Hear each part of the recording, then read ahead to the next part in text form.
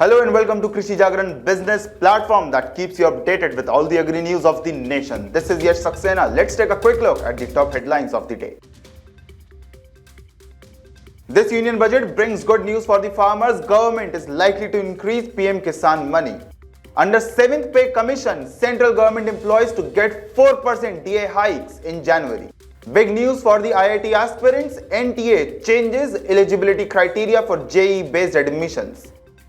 Government holds a special focus on hilly border areas for better implementation of Khadi and veg industry activities. Farmers get insurance claims as low as 2 paise and 1 rupee. Farmers protest against Satluj Jal Vidyut Nigam turns violent in Bihar after midnight police raids. Ganga Vilas is a unique opportunity to connect with our cultural roots, says PM Modi. NGT forms high-level committee to address issue of Yamuna pollution. UK comes up with new biosecurity strategy to protect plant health, trade and food security. Delhi might experience drizzles in the next few days. IMD predicts second spell of cold wave to start from 14th of Jan.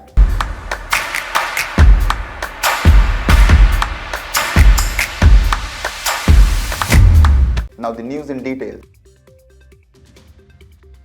Budget 2023 is scheduled to be announced on February 1st. There are a lot of expectations from the upcoming Budget 2023 as people from various sectors are pinning high hopes on the central government's decision and announcement. Not just the general public or salaried individuals, but the farmers community is also waiting for some big announcements by the Modi government. It is expected that Finance Minister Nirmala Sitharaman can announce a hike in the amount of Pradhan Mantri Kisan Samman Nidhi Yojana. Yes, as per the media reports, the amount of 6,000 can be increased by the government. This decision will shoot the farmers' income, making it easier for them to buy costly fertilizers and seeds. Also, the financial assistance is now expected to reach farmers in 4 quarters.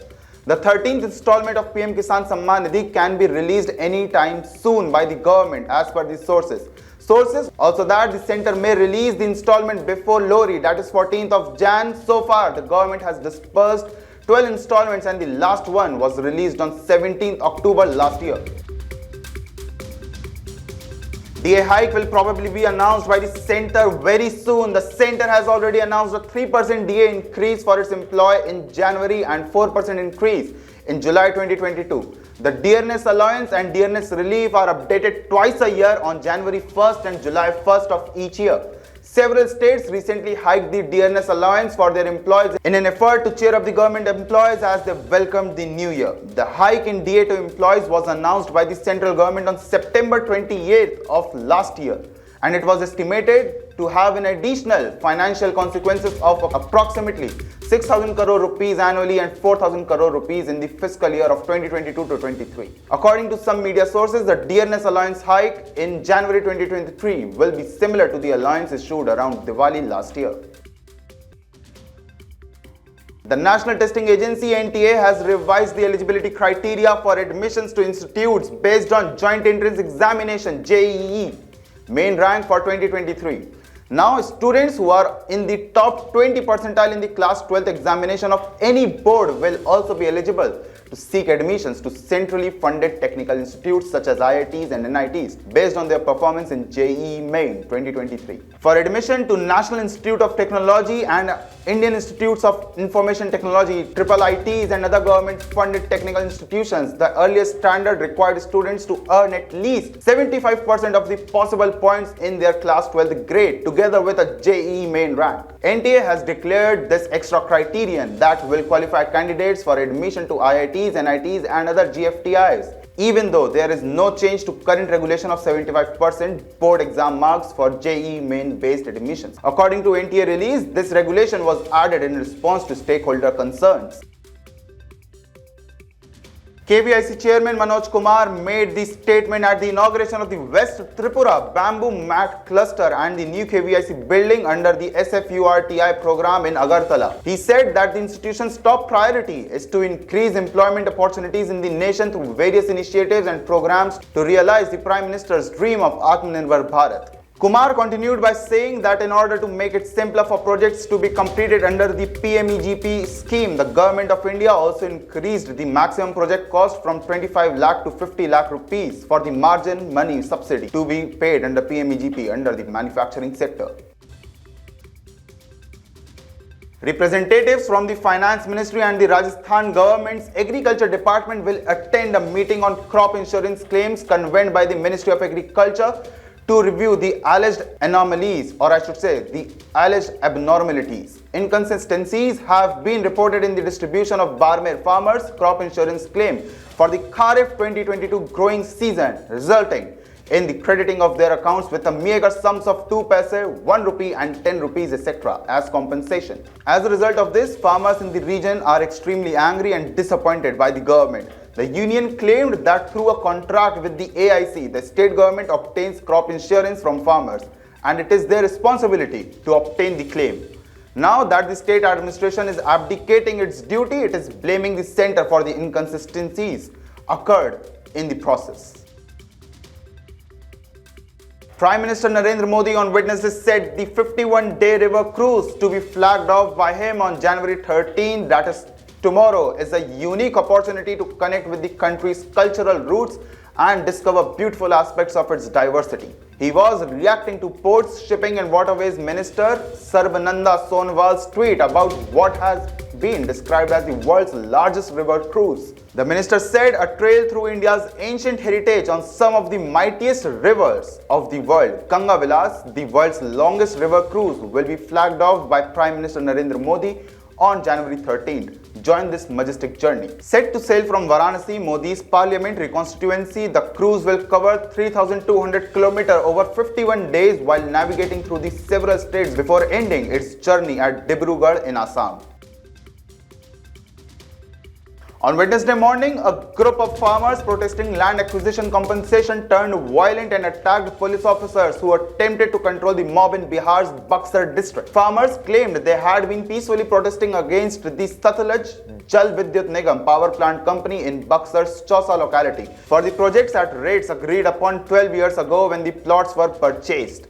In 2021, work on a 1320 megawatt coal power plant began at a cost of 11,000 crore rupees. The farmers threw stones at police and the power plant. They carried sticks and rods, vandalized police vehicles and set a vehicle on fire. They also set fire to tires at the SGVN plant's main gate, obstructing traffic. After firing in the air, the police attempted to control the situation, but the farmers continued their protest. 4 cops were reportedly injured in a brick batting and attack, despite a large police presence on the scene. The National Green Tribunal formed a high-level committee on Monday to address the issue of pollution in the Yamuna River. According to a bench led by Justice A.K. Goyal, substantial work remains unfinished in terms of identified steps for the rejuvenation of the Yamuna, and there is still a huge gap between sewage generation and available treatment facilities. The estimated gap is said to be 194.5 million gallons per day of sewage interception and diversion of about 147 drains connected to Najafgarh and Shahadra drain. Another small drains joining bigger drains remains pending, and wastewater from 1799 unauthorized colonies and 630 JJ clusters is reportedly going into the Yamuna, the bench said. Other incomplete works include the riverfront development projects by DDA, desilting or desludging of drains, the bench said. It noted that according to Delhi Pollution Control Committee's data, the water quality of River Yamuna showed high levels of biological oxygen demand and innumerable number of fecal coliforms. The UK government's announcement demonstrates its unwavering commitment to protecting and restoring the natural environment for future generations and striving for net zero emissions. DEFRA, in collaboration with Forestry Commission, the Scottish and Welsh governments, has released a new action plan to protect plants from pests and diseases. The planned biosecurity strategy for the United Kingdom outlines a 5-year vision for plant health, including an action plan to ensure national biosecurity, protect native species, and drive economic growth. It establishes the United Kingdom as a global leader in plant biosecurity, outlining our vision for establishing a new biosecurity regime and biosecure plant supply chain that will protect food security and help mitigate the effects of climate change. It comes after new data revealed that plants are worth 15.7 billion euros to the UK economy each year. The national capital has been witnessing below normal temperatures for quite a while now. While cold wave and cold conditions have disappeared from the city for some time, rainfall activities has yet not been seen over the city. In fact, if you talk about the last time that Delhi and the NCR region recorded rainfall, it was only around October 13th or 14th that the city did see some rain. Since then, rains have remained absent from the city and not even seen a single droplet has been recorded. But IMD has also predicted rain drizzle and snowfall on January 12th and a second spell of the cold wave on January 14th. So, this was all about the news. Let's take a look at today's quiz question. The question is on your screens. Millets are majorly grown in how many states in India? Option A, 25. Option B, 23. Option C, 21. Or option D, 15. You can reply to us via SMS on the number 8800023204 for more updates on agri news. Stay tuned with Krishi Jagran Business. This is Yash Saxena signing off.